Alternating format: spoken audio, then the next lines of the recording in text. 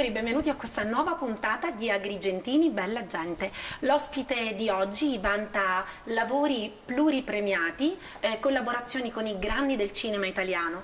Non si tratta di un attore, ma di colui il quale plasma le storie per riportarle poi sul grande schermo. Siamo in compagnia di Tony Trupia, regista. Salve a tutti. Hai così tanti titoli, un regista, uno sceneggiatore, ma soprattutto sei un agrigentino. Assolutamente, è la cosa di cui mi vanto di più. Benvenuto. Benvenuto. Grazie mille, grazie di essere qui. Allora, Tony nasce a Favara, no, ad Agrigento, quindi abita a Favara, frequenta il liceo scientifico, lo so perché frequentavamo lo stesso liceo, quindi quando nasce esattamente la vocazione per il cinema, quindi anche per il tuo mestiere, quello che è diventato poi il tuo mestiere? Beh, io non ho una memoria precisa di questa cosa qui, una cosa che mi sono ritrovato addosso molto presto. C'è un momento probabilmente che io ho fatto diventare il punto di svolta, no? Nella mia vita, perché sarà stato proprio all'inizio della scuola media. Mio padre mi regalò una videocassetta di Tempi Moderni, il film di Chaplin. Sì. Ecco, forse quello è stato un punto di non ritorno, perché ho cominciato, non lo so, a vedere proprio il mondo, la vita in un altro modo, e poi l'ho sempre rincorsa questa, diciamo così, vocazione, chiamiamola così. Poi questa cosa strana di voler fare il regista non era una cosa molto consueta. Quando ho cominciato io soprattutto erano, insomma, poi a volerlo fare seriamente, quindi a cercare quelle che potevano essere le vie da percorrere. Non era una cosa molto consueta, cioè pensare dalle nostre parti, sì, ecco, di voler fare il regista. Era qualcosa di veramente fuori da qualsiasi logica. Quindi sono partito poi nel 97. Dopo il diploma? 2 giorni dopo l'esame. Quindi avevi le idee ben chiare. Avevo le idee molto chiare, volevo andare a fare il centro sperimentale, però sono arrivato a Roma e il centro sperimentale stava cambiando conformazione, perché diventava da ente pubblico, diventava una struttura privatizzata, una fondazione. Per cui ho dovuto aspettare alcuni anni prima che si rimettesse in moto il concorso. E nell'attesa ho fatto l'università, okay. Ho cercato di stare il più possibile dentro il mondo del cinema, andare a fare la comparsa. Mi ricordo 2 o 3 situazioni veramente incredibili, indimenticabili. Ho fatto la comparsa sulla Leggenda del pianista sull'oceano di Donatello, sono stato per 10 giorni su quel set, esperienza meravigliosa, perché volevo capire come funzionava. Quindi hai vissuto questo, diciamo, questo mondo prima da una parte, sì, e poi diciamo dall'altra. Ed è stato molto utile, perché poi, sì, alla fine quando non c'hai i ruoli di responsabilità è il luogo privilegiato per guardare come funziona il meccanismo. Lì capisci realmente come funzionano i meccanismi poi del cinema. Quindi ho fatto questa esperienza e poi nel 2001 sono stato preso al centro sperimentale e da lì è partito tutto. Non ti sei assolutamente improvvisato, ecco, perché comunque c'è dietro uno studio. Sì, il centro sperimentale è stata una bellissima palestra per tanti motivi. Da un lato ho imparato tante cose che non si fanno in questo mestiere, partiamo da questo. E la scuola è utilissima perché è una situazione protetta dove si può sbagliare, dove ci si può permettere di così prendere le strade sbagliate, quelle che non portano da nessuna parte. E poi mi ha fatto incontrare molte persone con cui ancora collaboro. E diciamo la vera conquista del centro sperimentale è stata quella. Oltre poi che mi ha permesso di fare un saggio di diploma abbastanza importante dal punto di vista produttivo. Era un mediometraggio che si intitolava Cari amici vicini e lontani. Per la prima volta Rai Cinema collaborava con il centro sperimentale, quindi ho avuto un sostegno economico importante. Il film è interpretato da Lando Buzzanca, da Renato Scarpa, Leo Gullotta, insomma hai iniziato ho fatto insomma, il mio primo colpo con questo saggio. Tu hai collaborato con registi del calibro di Mario Monicelli? Beh, Mario Monicelli è stato... Che ricordo hai di questa esperienza? È stato un ricordo molto fugace, perché è stato un mese di collaborazione soltanto. Io l'ho conosciuto solo per un mese, perché venne a fare a dirigere un saggio di diploma per gli attori al centro sperimentale. E io feci di tutto per farmi prendere come assistente e ci sono riuscito. Tenace. E mi ricordo quest'uomo veramente di pochissime parole, molto burbero, che però aveva un'onestà intellettuale sconvolgente, con qualsiasi suo modo di esprimersi e di rapportarsi con gli altri. Devo dire, insomma, io ho assorbito tutto quello che potevo assorbire semplicemente vedendolo, osservandolo, vedendolo lavorare. Poi alla fine fare l'assistente di uno come Monicelli al tempo in cui l'ho fatto io, quindi Monicelli era già l'istituzione assoluta del cinema italiano, del cinema poi mondiale, che tutti quanti hanno presente, si riduceva al fatto di stare a guardarlo e pendere dalle sue labbra. Quello è stato un uomo, insomma, di altri tempi, straordinario, un'esperienza veramente straordinaria, molto intensa. Ma tu chi consideri effettivamente il tuo mentore? Io ho un'idea, però vorrei che ne parlassi tu. Beh, mentore. Allora, io devo dire, il mio, diciamo, approccio concreto alla realtà poi del lavoro è stata arrivata grazie a Michele Placido. Come hai fatto a attrarre l'attenzione di Michele Placido? È una cosa... Ma me lo chiedo anch'io, perché allora è successo questo. Io subito per il centro sperimentale, nonostante avessi già un discreto bagaglio, mi portavo dietro perché c'era questo saggio che comunque era stato visto e apprezzato, ho ricominciato da capo perché appunto una volta finita la scuola in cui sei in una situazione protetta, sei il regista Sì, dentro la esatto. scuola, fuori nel mondo non sei nessuno, quindi si ricomincia veramente dal basso. Altra lezione molto utile che insomma, la vita mi ha concesso questa, di ripartire e mettermi nelle condizioni di non soffrire di questa messa in discussione di quelle che erano le mie certezze. Per cui ho avuto la possibilità, ma in modo molto casuale, di andare a fare il volontario sul set di Romanzo Criminale, il film. Volontario significava che io portavo il caffè, il mio unico ruolo era quello. E poi ogni tanto mi facevano chiamare qualcuno degli attori, andare a bussare al camper. È stata un'esperienza, quel set, vista da questo punto di vista, straordinaria, perché tutto sommato c'era una bellissima atmosfera, c'era tutto il cinema italiano adesso affermato giovane, Sì. quindi si cominciava, gli attori erano Pierfrancesco Favino, Jasmine Trinca, Kim Rossi Stewart. Tra l'altro ha avuto un successo... Film che è esploso assurdo. poi, malgrado tutto.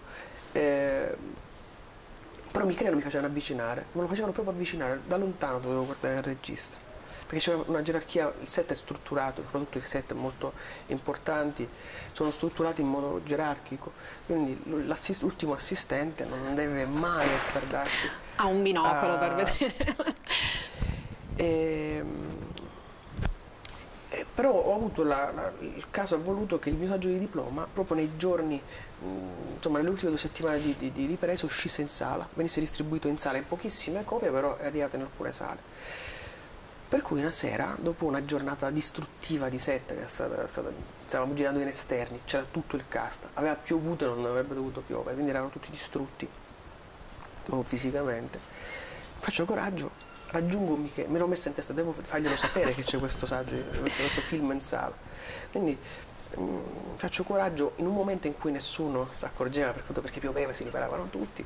Michele era in macchina, io mi avvicino molto timidamente, signor Placido, scusi, senza staccare gli occhi da sto piano di lavorazione.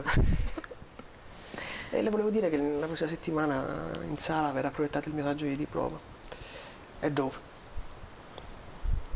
In questo cinema, la sala Trevi. Ah, vabbè, vediamo. Pum, chiudo lo sportello, parte la macchina. Quindi io non avevo nessuna speranza che lui venisse. Invece si è presentato. Pazzesco. Provvidenziale fu la pioggia. La pioggia, avevo qualcosa a quel temporale. Si è presentato in sala. Con mia grande sorpresa, e il pubblico stava a guardare Michele invece di guardare il film. Però insomma, l'ha apprezzato quel saggio. Da lì il nostro rapporto è cambiato radicalmente. Si è accorto di me, dall'indomani sul set ha cominciato a tenermi in considerazione, a farmi stare vicino a lui. E da lì è cominciato un percorso, perché poi gli ho fatto d'aiuto a teatro.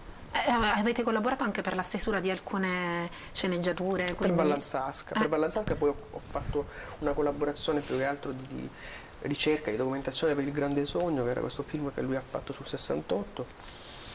Ho fatto l'aiuto a teatro per lui in uno spettacolo su Pirandello che lui ha presentato, che raccontava i suoi 25 anni di rapporto con Pirandello alla Sala Umberto a Roma. E poi finalmente un giorno, mentre eravamo in macchina, così a bruciapelo mi ha proposto di esordire, lui come produttore e io come regista, veramente senza che me l'aspettassi e senza che io fossi pronto, soprattutto almeno io mi sentivo pronto. Per lui secondo me lo è a questo punto, per fidarsi non così lo so, ciecamente. non lo so. Comunque. Michele è uno che rischia molto, ma anche nel suo lavoro, nel suo modo, nella vita è così, è uno veramente dice quello che pensa senza preoccuparsi delle conseguenze. Vabbè, è passionale come noi del sud, insomma, ecco, quindi in questo quello. senso parlate la stessa lingua. Quindi mi ha proposto questa cosa lasciandomi di stucco. Mi ha detto io guarda ti darò un piccolissimo budget, tu devi fare un film. In quel periodo stavamo lavorando a Tor Bella Monaca, che è un quartiere molto problematico di Roma. Una periferia insomma estrema, molto molto carica di tensioni. Michele era direttore artistico di un teatro e mi ha detto io vorrei che tu facessi un film ambientato qui a Tor Bella Monica, l'unica chiave che ti do è questa. E poi mi dice ho letto sul Corriere della Sera, Benigni ha fatto alcune dichiarazioni parlando di Umberto D, questo film di De Sica, ma secondo te, perché Michele si fa sempre così, anche per quest'ultimo film, è stato, secondo te cosa si potrebbe fare? E allora lì ho scritto questo primo film insieme a uno sceneggiatore che si chiama Andrea Leanza, il film era L'uomo giusto, l'ho realizzato con tutti i miei compagni del centro sperimentale. Ah, quindi hai utilizzato comunque materiali che già conoscevi, comunque sei andato sul sicuro in questo senso. Ma abbiamo sperimentato perché poi era tutti quanti la bellissima esperienza. È stata un'esperienza magnifica, magnifica, fatta in questo modo, perché avevamo una libertà totale. Ma che aria si respira sul set? Cioè tu allora, hai accennato al fatto che comunque ci sono delle gerarchie e io credo che per un regista sia davvero difficile districarsi, comunque mantenere certi equilibri che poi possono anche essere un attimo diciamo squilibrati tra virgolette da magari non so delle incomprensioni tra gli attori piuttosto che magari da alcune non so varie ed eventuali, ecco. Come si fa a fare proprio a mantenere questo equilibrio all'interno del set? Cioè bisogna fare la voce grossa oppure non so cosa, come agisci? Allora, proprio Monicelli raccontava la sua primissima esperienza di set, la fece sul set insomma, di un regista che negli anni 30 andava molto molto per la maggiore, era uno di questi registi che parlavano al megafono, urlavano, trattavano male le attrici. E lui pensava appunto che il film finito sarebbe stato per un capolavoro. E poi fece subito dopo un'altra esperienza in un film dove c'era il regista, che invece era una persona estremamente dimessa, che stava quasi in un cantuccino. E quindi pensava che il film non fosse niente di straordinario. Alla fine, vedendo i due film, quello che gli piacque di più, quello che rimase impresso e che poi è rimasto nella storia del cinema italiano, era il film del secondo regista. Mi piace molto questa idea, che comunque un film nasce sempre da uno scambio umano prima di tutto. E fare la voce grossa, insomma, imporre i propri ruoli non ha, ormai tra l'altro adesso non ha più senso. Forse una volta era un po' il colore del cinema, ma ormai questa cosa è sparita. Fare un film è una cosa molto faticosa, un'esperienza molto faticosa. Quindi bisogna molto sostenersi a vicenda. Se succede quello si possono raggiungere dei buoni risultati. Quindi sei per il dialogo e il venirsi quella incontro. di costruire dei rapporti umani. Così. E in quest'ultimo lavoro in Itaker devo dire che la forza reale dell'esperienza è stata in questo scambio umano, che è stato soprattutto con gli attori. Ho avuto un cast magnifico. Sì, io ho visto il film, lo consiglio a tutti e a proposito di questo film ti volevo fare una domanda. Comunque è un film che sicuramente mostra uno spaccato, diciamo, della realtà italiana, diciamo, ai tempi dell'emigrazione, no? La cosa che ho trovato eccezionale è anche il fatto di vedere questa realtà attraverso due occhi, comunque quelli del bambino e quindi quelli di un bambino che cercava il padre perché è rimasto orfano in Italia e di un napoletano, un meridionale che cercava il riscatto in Germania. Ho trovato davvero molto toccante anche i non dialoghi, diciamo, però questo poi lo vedrete voi, io lo consiglio. Questo non è il tuo primo film, ma hai trovato tu già la tua cifra stilistica? Oppure cosa c'è di te in questo film? A parte, diciamo, hai un denominatore comune tra questo film e gli altri film che hai fatto? C'è una tua cifra stilistica? Si può leggere già? Sai cos'è? Io sono convinto che lo stile faccia parte, è una cosa che viene dedotta dopo. Non credo che si possa partire con un'idea stilistica. Il cinema è un'arte spuria, strana, dove entrano in gioco tanti fattori, c'è la realtà con cui fare i conti. Quindi credo che lo stile sia, a meno che non si facciano delle scelte mirate, quindi si decide di fare un film di un determinato genere, però lo stile sia qualcosa che ha a che fare veramente poi con quella che è l'esperienza del set, per esempio, con quello che si mette davanti alla macchina da prese e le dinamiche che vengono fatte nascere davanti appunto all'obiettivo. Quindi non mi sono mai posto problemi di questo tipo, mi sono posto più che altro problemi di come io mi rapporto a quello che ho davanti. Quindi un problema, mettiamo tra virgolette, usiamola con grande misura questa parola, ma è un problema etico, mettiamolo così. Sì. Quindi a me interessa ogni volta che io mi metto davanti a una storia essere il più onesto possibile, rapportarmi in modo assolutamente chiaro, aperto con i personaggi senza voler usare violentare lo spettatore, mai. Anche per questo film, per Itaker, dovevo raccontare una realtà che non c'entrava niente con me. Era molto sarebbe stato molto facile cadere nella mistificazione, sì, perché comunque raccontare il passato può portare a ricorrere a degli stereotipi, per esempio. E invece io mi sono imposto che avrei voluto trovare una onestà, una pulizia nel mio sguardo. E allora in fase di scrittura abbiamo dato questo espediente, lo sguardo del bambino in qualche modo riflette. Che un po' ti somiglia, ti dico la verità, non so se te l'hanno detto, forse tanto. Me l'hanno detto ed è una cosa molto strana, perché io me ne sono accorto dopo che abbiamo finito il set, abbiamo visto le foto che avevamo scattato. C'è una foto mia con Tiziano, cioè Tiziano Talarico, il bambino protagonista del film, in cui siamo accanto durante il pranzo, siamo seduti accanto, abbiamo la testa appoggiata l'uno all'altro e ci assomigliamo effettivamente. Ma tantissimo, hanno questo sguardo. Sì. Tiziano è bello, mica sei brutto, però avete veramente qualcosa in comune e forse magari anche nella fase, diciamo, di scelta anche dei casting, forse ha influenzato anche questa cosa. Non lo so, guarda, probabilmente il casting di Tiziano è stato sconvolgente, ha tagliato sto bambino davanti, ha avuto una franchezza e un'onestà incredibili nel suo modo di raccontarsi. E poi era insomma meno tosto, quindi la prima scelta è stata fatta su quello. Probabilmente inconscio ha lavorato per cercare qualcosa che avesse a che fare con me, non lo so. Sapevo perfettamente però che volevo qualcuno che restituisse l'oggettività, anche l'ingenuità del mio sguardo nei confronti della realtà che volevo raccontare. E allora il bambino ha questo ruolo nel film. Ma quanto le tue origini, no, siciliane influenzano i tuoi lavori? Cioè, quanta sicilianità c'è nel tuo lavoro?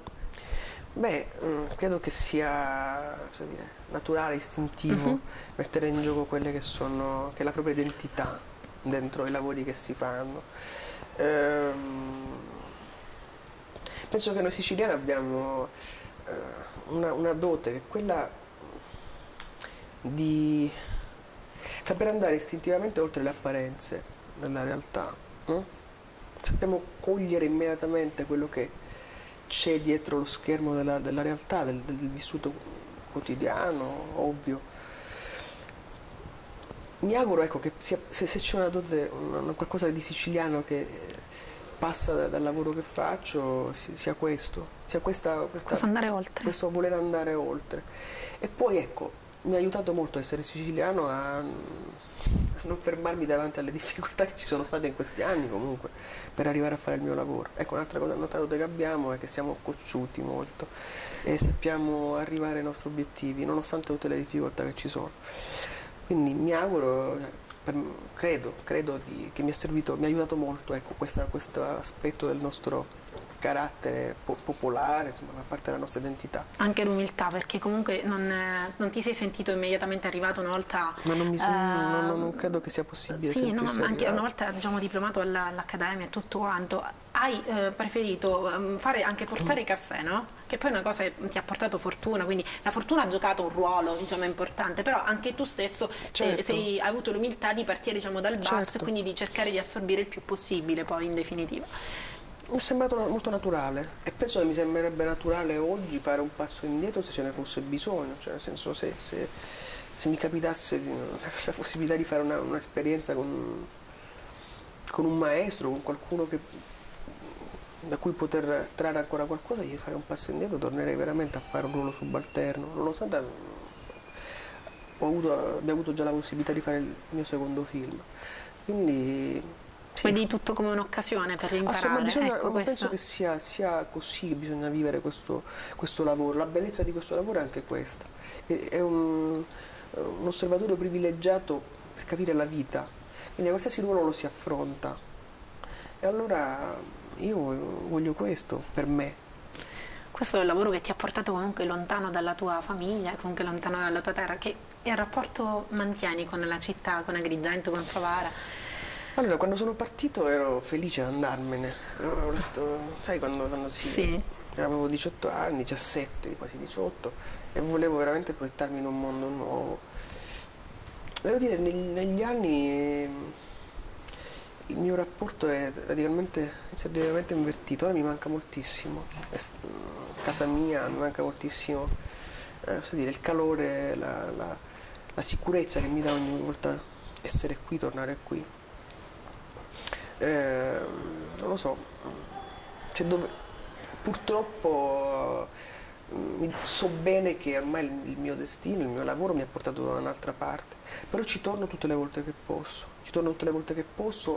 e voglio riallacciare molti rapporti, per esempio nel corso degli anni si sono sfilacciati, ora sento questa esigenza, voglio costruire qualcosa qui. E sono le tue origini, la tua storia, Certo. il background è importante. Certo, per chi ma poi me lo fa porto dietro sempre, cioè io sono molto orgoglioso di essere siciliano, lo dico ogni volta che posso, ne parlo, vorrei farlo sentire per esempio, è una cosa che allora, mi fu fatta notare quando ho fatto il mio colloquio per entrare al centro sperimentale da Gianni Amelio, che è un maestro del cinema italiano. E lui mi disse: ma non si sente tanto che sei siciliano?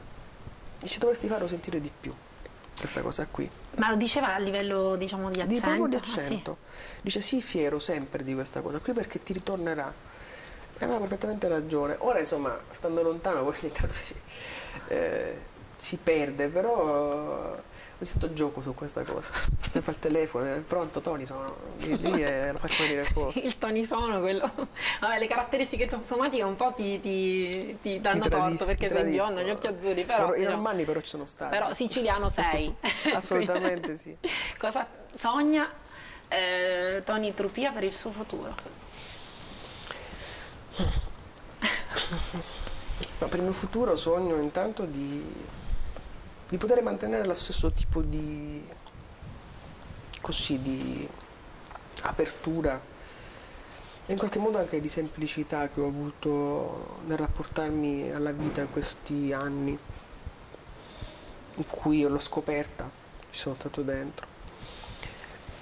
Poi sogno che il nostro paese sia un paese un pochettino più solido, perché io come tanti stiamo vivendo una fase estremamente complessa, fatta di paure, abbiamo la percezione che stia sfuggendo qualcosa, non sappiamo capire cos'è questa cosa qui. Quindi mi auguro, ecco, che la nostra generazione sappia capire presto e sappia riparare i danni che sono stati fatti prima. Questo è, diciamo, il mio sogno più immediato. Mi piacerebbe molto, ecco, poi stare sul pezzo e raccontarla questa cosa qui. Però la cosa che mi preme di più dal punto di vista proprio del mio vissuto è questa. Io davvero ti ringrazio per questa chiacchierata. Per me è stato un onore, comunque è un onore comunque chiacchierare con gente valida che ce l'ha fatta. Ti facciamo un grossissimo in bocca al lupo da parte mia e da parte dei telespettatori. E come potete vedere Agrigento è popolata da agrigentini che sono davvero bella gente. Con questa puntata si conclude la mia avventura con Agrigentini bella gente, una trasmissione che mi ha dato davvero tanto dal punto di vista umano e professionale, perché conoscere da vicino le eccellenze del nostro territorio testimonia il fatto che Agrigento ha un ottimo humus e la dimostrazione sono i personaggi che sono stati ospiti in questi mesi nella nostra trasmissione. Io ringrazio personalmente il mio regista Piero Licausi, il mio tecnico che ha dovuto sopportarmi e supportarmi in questa avventura sarebbe Davide Sclafani, e anche la preziosa collaborazione di Stelio Zaccaria. Io vi saluto qui, vi ringrazio per avermi seguito e vi ricordo che gli agrigentini sono davvero bella gente. Arrivederci.